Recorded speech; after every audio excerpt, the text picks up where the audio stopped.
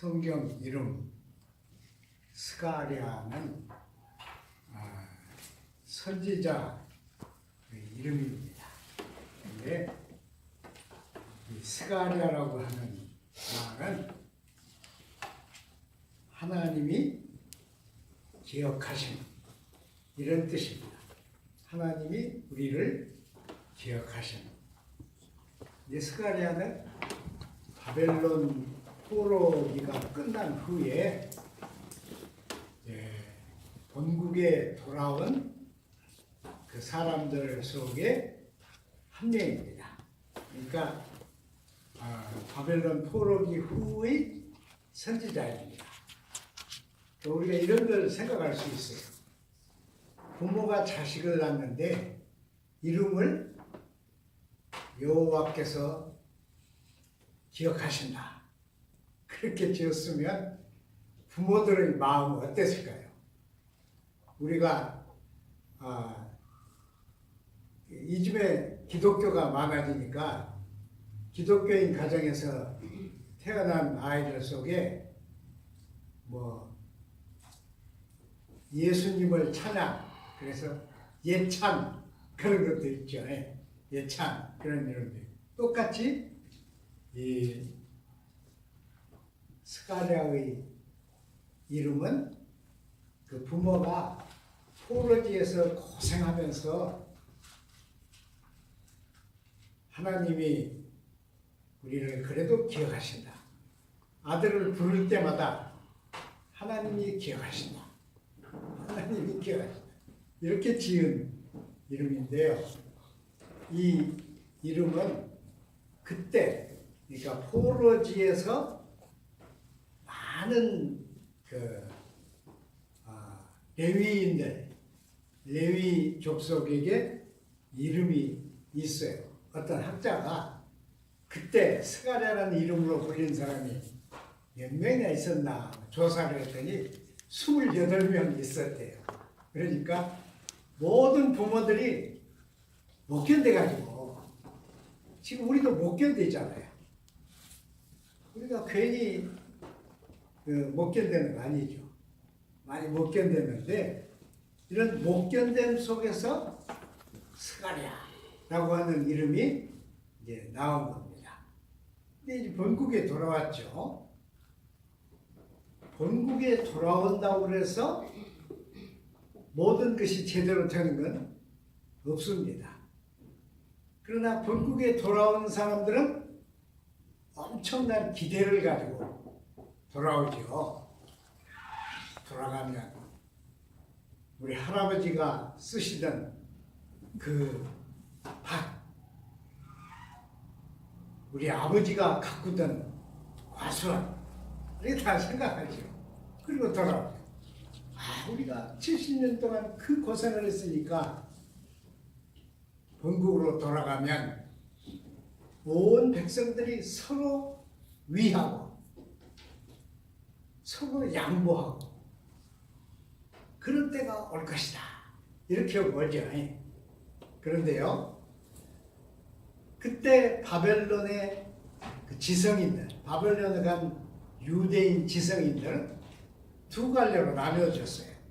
한 갈래는 어떻게든지 그 점령자들에게 붙어서 관리가 되는 거예요. 지금 우리나라도 관리가 많잖아요.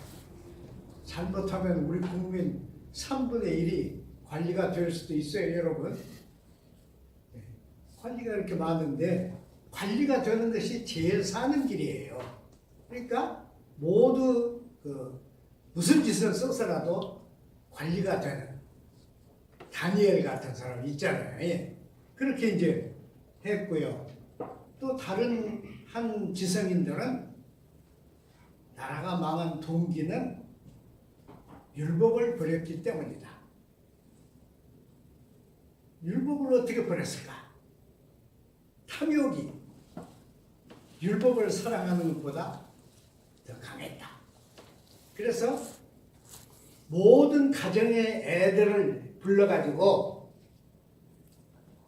말하자면 무료 선생님을 하는 거예요. 율법을 가르치는 거예요. 율법을 가르쳤는데 그때 기록한 기록을 보면 선생님들이 꿀하고 밀가루 튀긴 것하고 이렇게 섞어서 뭐라고 그럴까요? 그 푸딩 같은 걸 만들어서 성경을 외우라고 시키고 그걸 외우면 하나씩 줬어요. 그러니까 그때 성경을 외우면서 꿀 과자를 먹은 사람들은 나중에 하나님의 말씀은 꿀보다 더 답니다. 그렇게 썼어요. 그러니까 그때 그렇게 이제 가르친 사람들을 우리는 신명기 학자들이라 그렇게 이름을 붙였어요. 우리가 그렇게 이름을 붙인 거예요. 근데 이 사람들은 그 사회에서 맨 밑창에 떨어진 지성인들입니다. 수입은 없고 머리는 살아있고 자기들끼리 있는 힘을 다해서 모든 장소에서 어린이들을 길렀습니다. 이것이 여호와의 손길이에요.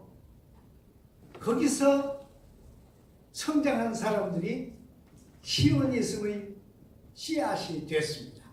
그러니까 굉장한 사람들이죠. 그런데 바벨론에서 돌아온 사람들을 보면 이 희생적이고 훌륭한 지성인들이 중심이 된 것이 아니고 어떤 일을 해서라도 관리가 된 사람들이 돌아온 세력의 중심이 되었습니다. 그럴 수밖에 없죠. 그렇게 해서 이제 이들이 돌아오게 됐는데 스가랴가 활동한 시기는 주전 5세기, 주님이 나시기 전 500년 전, 그러니까 BC 520년경에 스가랴는 활동을 했습니다. 근데 이 사람은 목자에 대한 말을 유난히 많이 했어요. 한번 여러분이 성경을 펴셔야 될 것 같아요. 펴서 우리 같이 읽읍시다. 맨 처음에는 10장 1절로 3절인데 이렇게 썼어요. 거기는 제가 읽을게요. 테라핌은 허탄한 것을 말하며 복술자는 진실하지 않은 것을 보고 거짓 꿈을 말한즉 그 위로가 헛됨으로 백성들이 양같이 유리하며 목자가 없으므로 곤고를 당하나니 내가 목자들에게 노를 바라며 내가 수용소들을 벌하리라. 10장 1절에서 3절이에요. 그 다음에는 11장이요. 1322페이지. 1322페이지. 7절에서 9절인데 여러분이 다 읽으시죠. 7절에서 9절까지. 다 찾으셨어요? 그러면 같이요. 내가 잡혀 죽을 양떼를 먹이니 참으로 가련한 양들이라. 내가 막대기 들을 취하여 하나는 은총이라 하며 하나는 연합이라 하고 양떼를 먹일세. 한 달 동안에 내가 그 새 목자를 제거하였으니 이는 내 마음에 그들을 싫어하였고 그들의 마음에도 나를 미워하였음이라. 내가 이르되 내가 너희를 먹이지 아니하리라. 죽는 자는 죽는 대로 망하는 자는 망하는 대로 나머지는 서로 살을 먹는 대로 두리라 하고. 예. 그 다음 제가 읽을게요. 이에 은총이라 하는 막대를 취하여 꺾었으니 이는 모든 백성들과 세운 언약을 폐하려 하였습니다. 그 다음에 이제 11장 15절에서 17절입니다. 15절 17절 11장 여러분이 읽으시죠. 시작. 여호와께서 내게 이르시되 너는 또 어리석은 목자의 기구들을 빼앗을지니라. 보라 내가 한 목자를 이 땅에 일으키리니 그가 없어진 자를 마음에 두지 아니하며 흩어진 자를 찾지 아니하며 상한 자를 고치지 아니하며 강건한 자를 먹이지 아니하고 오히려 살찐 자의 고기를 먹으며 또 그 굽을 찢으리라. 화 있을진저 양떼를 버린 못된 목자여 칼이 그의 팔과 오른쪽 눈에 내리리니 그의 팔이 아주 마르고 그의 오른쪽 눈이 아주 멀어버릴 것이라 하시니라. 아멘. 13장 7절인데요. 제가 읽을게요. 만군의 여호와가 말하노라. 칼아 떼어서 내 목자 내 짝된 자를 치라. 목자를 치면 양이 흩어지리니와 작은 자들 위에는 내가 내 손을 들이우리라. 그러니까요, 스가랴는 목자들을 중심으로 해서 이렇게 자꾸 얘기를 했는데, 그렇게 보면 스가랴가 목자를 미워하는 사람으로 보입니다. 근데 이 스가랴의 대상은 그냥 백성의 지도자 몇 사람이 아닙니다. 스가랴가 생각할 때 지성층, 어느 사회든지 사회를 이끌고 가는 그 세력은 지성층입니다. 그리고 사회에서 제일 힘든 일을 몸으로 담당하는 것은 비지성층입니다. 어느 사회나 다 그래요. 이 스가랴가 생각한 목자는 지성인들입니다. 그러니까 이 지성인들을 다 넣어보세요. 저는 여기서 말하는 목자를 한국의 교회 목사들 이렇게 하고 읽어보니까 기가 막힌 얘기가 돼요.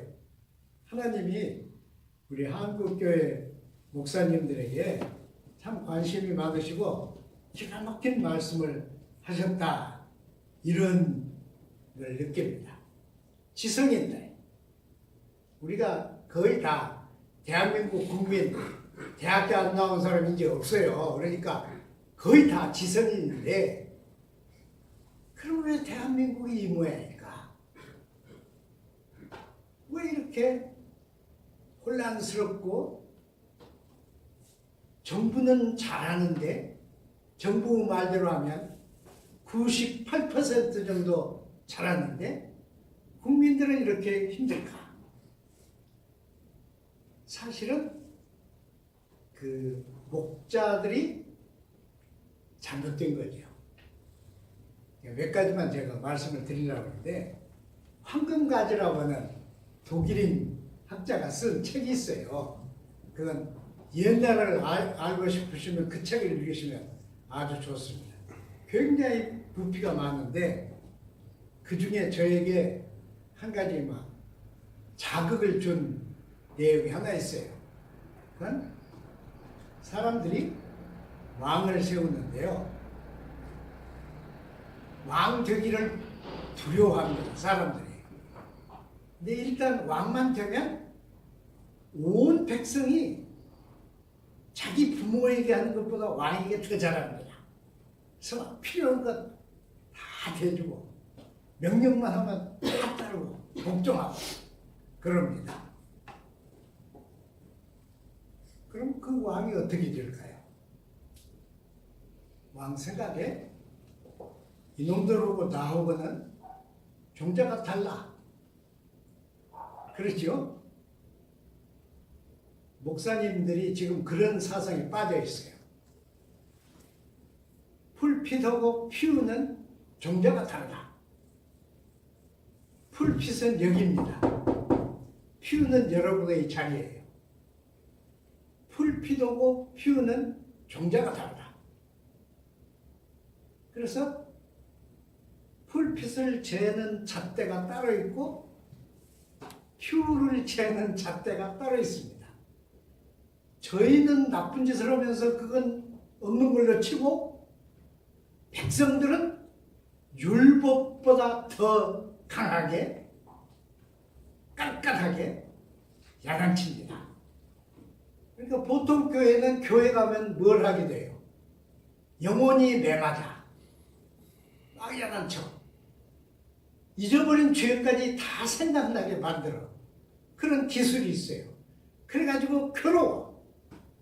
그럼 한참 있다가 이제 끝나. 이 왕이 그렇게 생각하면요, 왕은 작전을 세워요. 그래서 자기 조상들을 미화시킵니다. 김일성인의 아버지는 어디서 났어요? 김일성인의 할아버지는 그런 식이에요. 저는 그 지도자들이 거의 다 그런다고 생각하는데, 우선 시장만 돼도 그러고 도지사만 돼도 그런다고 생각합니다. 저는 그래, 제 혼자는 그래요. 근데 이 황금가지에 나온 그 사람도 똑같아요. 그래서 이 깃을 달리합니다. 그리고 옷을 달리 만들어. 행동을 달리해. 백성들이 빨리 걸으면 자기는 천천히 걸어. 그리고 몸도 안 움직여. 그러면 그 밑에 있는 신하들이 어떻게 해요? 신격화시켜. 아, 우리 왕은 죽어도 안 죽는다. 왕은 죽어도 안 썩는다. 왕은 부활한다. 이렇게 시켜요. 그렇게 하려면 백성들은 어때요? 개미새끼들이 되는 거예요. 제가 조금 이렇게 좀 난삽한 언어로 말할게요. 그러면 백성들이 이제 마음속에 그걸 간직하고 있다가 그 축제 때, 가을에는 다 축제가 있잖아요. 그리고 모든 국민들에게는 태양이 돌아올 때 축제가 있어요. 태양이 돌아올 때 축제를 납작 잡은 것이 기독교 부활절입니다. 온 세계의 축제를 하나로 만든 게 부활절입니다. 그렇죠? 이 축제 때 저 들밖에 통나무들을 막 쏴가지고 묶어요. 묶고는 그 밑에는 소시계를 집어넣어. 그리고 막 왕에게 새 옷을 해다가 막 입혀. 그리고는 왕을 모시고 나와. 그리고 나올 때까지는 천천히 나는 너희들하고 달라. 그러고 나오죠. 어디로 모실 거예요? 그 축제 장작더미로 모시고 가요. 통나무더미로 모시고 가. 여기다 묶고는 불을 질러. 그럼 어떻게 돼요? 왕은 산채 화장하는 거예요. 기가 막힌 일을 했어요. 인류가 살아오면서 그렇게 했어요. 이러면 지도층이 썩지 않습니다. 지도층이 썩는 것은 견제를 받지 않기 때문에 썩습니다. 그러니까 정권을 잡으면 맨 처음에 하는 거 뭐예요? 방송국. 쿠데타 하면 맨 처음에 잡는 게 방송국. 다른 나라를 점령하면 맨 처음에 잡는 게 방송국. 그러잖아요.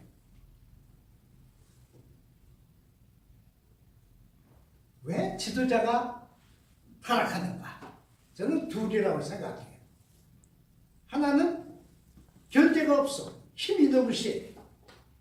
그래서 아무도 견제를 안 해. 그리고 그 밑에서 달라붙어 사는 사람은 나쁜 말을 안 해. 지금 우리나라에서 제일 화제가 되고 있는 교회, 어떤 교회입니까?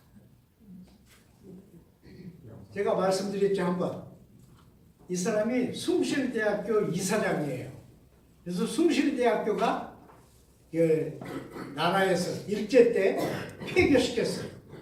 그래서 다시 일어나고 이런 과정을 겪으면서 숭실대학교가 커져왔는데, 그 개교 기념식을 하는 날 이사장이 갔어요. 가서 이사장이 인사를 하려고 서니까 저 뒤에 학생이 이사장 물러나시오. 그랬어요. 그 말밖에 못했어. 왜 그랬어요? 그 지도자 옆에 새카만 양복을 입은 막 거득거득한 사람들이 쫓아와서 말도 못하게 하고 팔도 휘두르지 못하게 잡아 끌고 나갔습니다. 견제를 받지 않는 지도자들은요 타락해요. 어쩔 수 없이 타락하는 거예요. 그러니까 제 생각에는 교회도 이러면 좋을 것 같아요.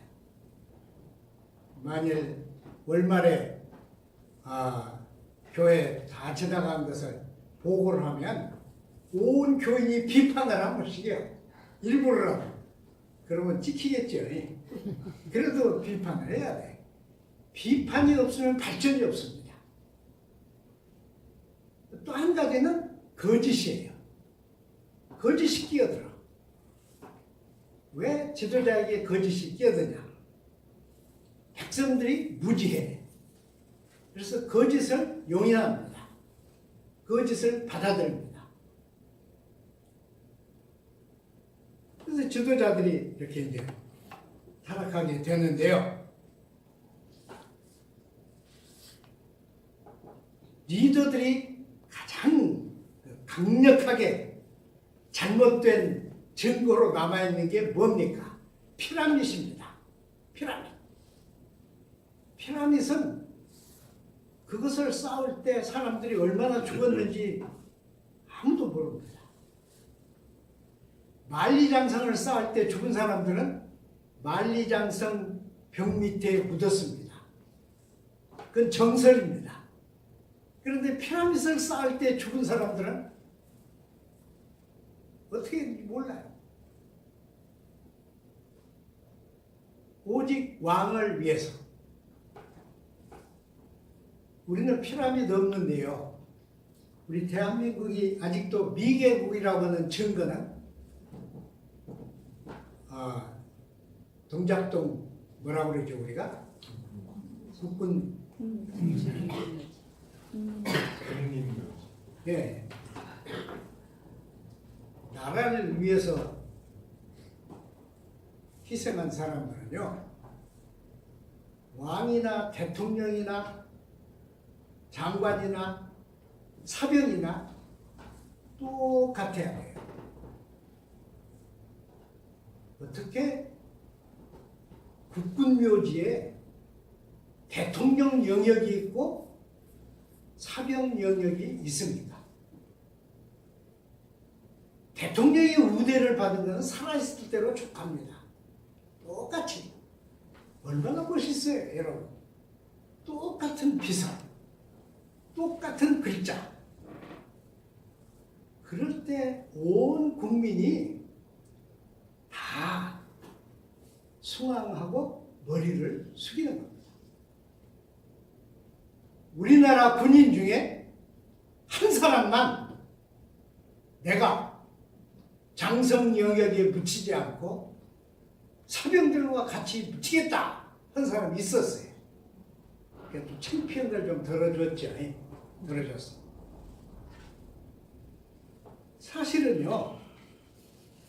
사실은 이 목자들이 백성을 속이는 것은 악마의 망토를 입고 있어 그럽니다. 악마의 망토가 뭡니까? 백성들의 눈에는 안 보여요. 사탄의 투명 망토입니다. 누가 만듭니까? 지식이 있고 기술이 있는 사람들이 만들어서 지도자들에게 입힙니다. 그러면 지도자들이 말 위에 다른 데로 가려고 해요. 지도자들이 한없이 타락을 하게 되는데 지도자의 타락은 백성들이 다 짊어집니다. 이조 시대 여러분 어떻게 했는지 아시죠? 난리가 나. 외국 군대들이 쳐들어와. 그러면 왕하고 지위 높은 재상들은 어디로 가요? 강화도가 제일 먼저 가는 데예요. 강화도로 도망가. 그럼 도망갈 때 누가 모시고 가요? 백성들이 모시고 가. 그래서 거기 놓고 백성들이 와서 뭐예요? 그때는 뭐 총도 없었고 그러니까 주로 못 들고 나가요. 납 들고 나가. 백성들은 납 들고 나갑니다. 낯들고 나가서 쳐들어온 놈들을 대항해서 싸웁니다. 많이 죽으면 상대도 죽일 수 있잖아요. 그래서 난리가 끝나면 누가 모시러 가요? 그 백성들이 모시러 갑니다. 백성들은 걸어오고 도망갔던 놈들은 타고 옵니다. 와서 어떻게 해요? 옛날의 그 자리를 바로 다 내줍니다. 이게 우리나라의 역사의 그 셈입니다. 우리나라 역사가 그렇게 되어 있어요.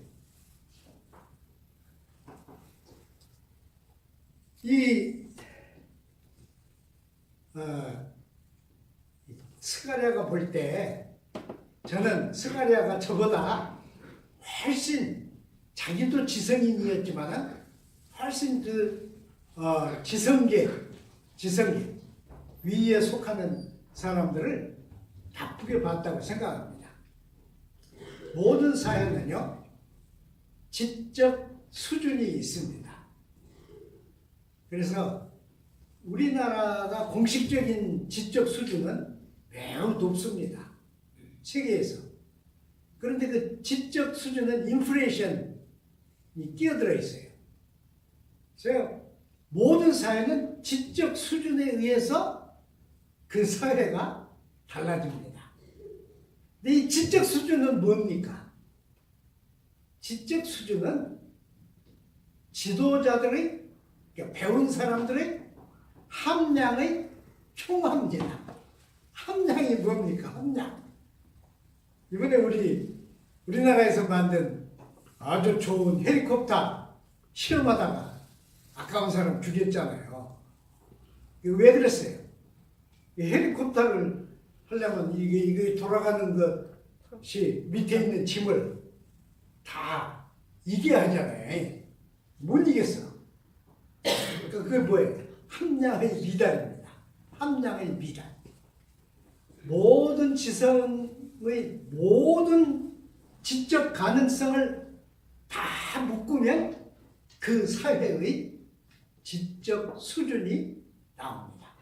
그래서 우리가 지식사회라는 말을 쓰죠. 그래서 지식사회학, Sociology of Knowledge 그렇게 하죠. 이 지적 수준이 사실은 그 백성들의 그 수준입니다. 근데 우리는 국민의 거의 전부가 대학 졸업생인데 우리나라의 지적 수준은 아직 멀었어요. 우리가 어떻게 하는지 아십니까? 여러분? 저기 노벨상 정하는 사람들을 우리가 욕해요. 나쁜 놈들이라고 말이에요. 백인들이기 때문에 백인들만 눈으로 쳐다보고 우리는 안 본다고 그래요. 우리가 지금 노벨상을 받아도 지금 몇 개를 받을 바인데 일본 놈들 같이 못난 놈들도 또 받고 금년에 또 받았잖아요. 근데 노벨상 안 준다고 욕하는데요. 실은 우리 사회의 지적 수준이 계산으로 나오는 수준보다 낮습니다. 맞아요. 그래서 이런 문제가 생기는 것입니다. 저는 이렇게 생각하는데 이 스가랴가 생각할 때 목자를 친다. 목자를 만일 지성인들로 생각했다면 이 지성인을 밖에서 와서 치는 게 아니라고 저는 생각해요. 스가랴의 마음속에 있는. 그건 뭐겠어요? 그것은 지성 자체가 비지성의 길을 걷는 겁니다. 이게 문제가 되죠. 그러면 이 스가랴는 모든 목자가 다 죽일 놈이라고 하는가? 그러면 목자를 없애려고 스가랴가 이 말을 하는가? 그러지 않습니다. 아까 우리가 읽은 스가랴서 13장 1절인가요? 1절인가? 한번 보세요. 시작. 그날에 죄와 더러움을 씻는 셈이 다윗의 족속과 예루살렘 주민을 위하여 열리리라. 무엇이 열려요? 샘. 셈이 열려. 누구 셈이에요? 다윗이. 다윗의 셈이요. 야, 스가랴가 한쪽으로 치우친 그런 사람이 아닙니다.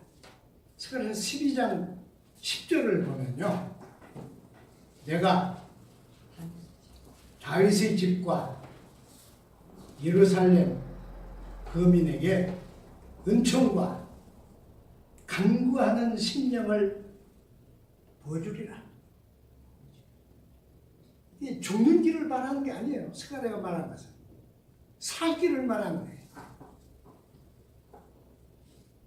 이들이 본토로 돌아오면 다 공평하고 잘 살 줄 알았는데 사실은 그러지 않았어요. 본토에 왔더니 먹을 게 없잖아요. 겨우 걸어서 바빌론에서 겨우 걸어서 왔는데 그 어떻게 됐어요? 이 잡혀가지 않고 거기에 남아있던 고급 관리들과 이 많은 농토를 가지고 있던 사람들이 세를 냈어요. 세를 줬어요. 먹을 걸 줬는데 우리 옛날에 그 소작 농이 많을 때 농민들에게 주는 세 어떻게 주는지 아시죠? 봄에 쌀 한 가마를 빌려주면 가을에 얼마 받아요? 쌀 2가마를 받아요. 이게 장리예요, 장리. 그런데도 가을에 양식이 떨어진 사람들은 양식 있는 사람들이 가서 그걸 빌립니다. 안 빌릴 수 없죠. 이스라엘도 그랬어요. 그래서 바벨론에서 데리고 온 아들과 딸들을 종으로 양식을 가진 사람들에게 팔았습니다.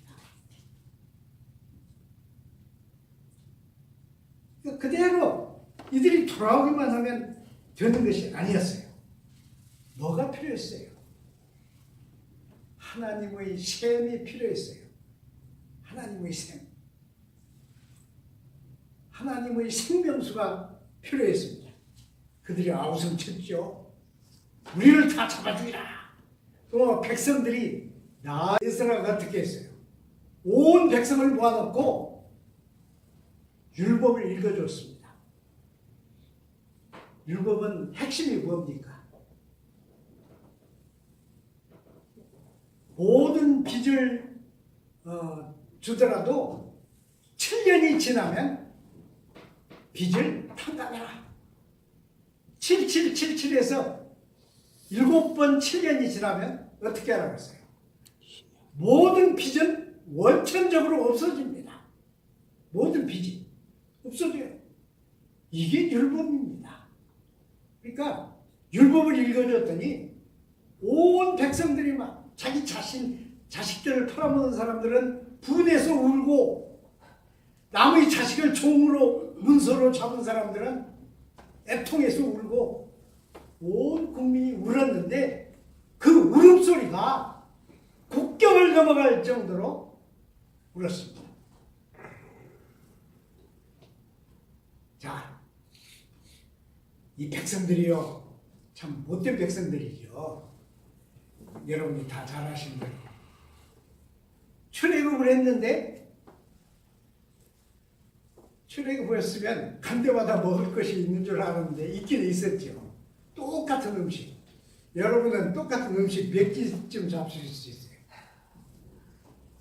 저는 그걸 제일 싫어하는데, 제가 참고 먹을 수 있는 3끼요. 3끼. 3끼까지는 참어. 4끼 되면 어때요? 숟가락을 던져버려. 근데 이 사람들은 만나를 몇 년 동안 먹었어요. 우선 만나를 먹기 전에 물이 없었죠. 그러니까 그냥 난리 났잖아요. 하나님이 뭐라고 그랬어요? 야, 네가 나일강 위에 이렇게 들었던 지팡이 어디 있냐? 그걸 가지고 호렙산에 와라. 네가 나를 만난 호렙산에 와라. 백성들 데리고 와라. 호렙산에 갔습니다. 바위뿐이야. 네, 하나님이 모세의 귀에다 대고 이러셨습니다. 내가 이 바위 위에 섰는데 바위를 쳐라. 그냥 바위가 아니다. 내가 이 바위 위에 섰는데 네가 그 지팡이로 바위를 쳐라. 그래서 나온 게 뭡니까? 바위가 깨져서 생수가 났어요. 그게 다윗의 셈입니다. 다윗의 셈이 누굽니까? 예수입니다. 지금 한국 교회가 예수를 없애버렸어요. 예수가 주님이 아니고 교인이 몇만 명 넘는 교회들은 목사가 주인입니다. 목사가 주인이에요. 그래서 지금 진통하는 거예요. 난리나는 거예요. 못 견디는 거예요. 교인들이 이게 아니라고 생각하는 거예요. 그래서 난리가 나는 거예요. 예수만 다윗의 셈입니다. 제가 그러면 성경으로 떼어 맞추려고 하는 얘기예요? 아닙니다. 여러분 보세요.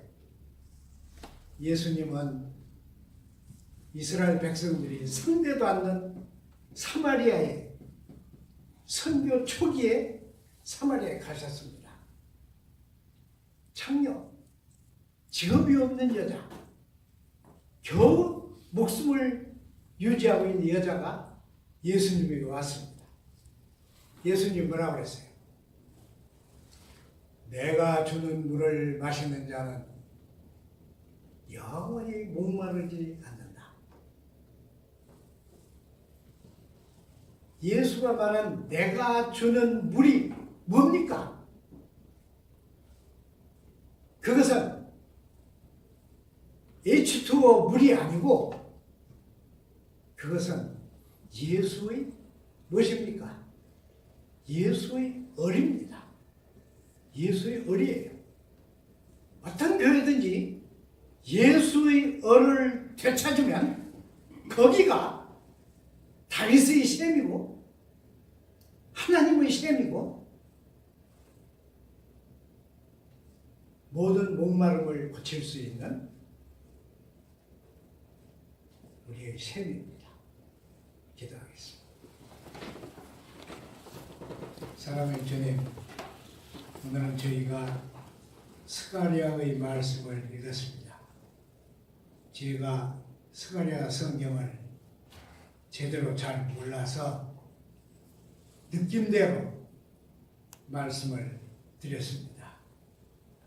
우리가 살 수 있는 길은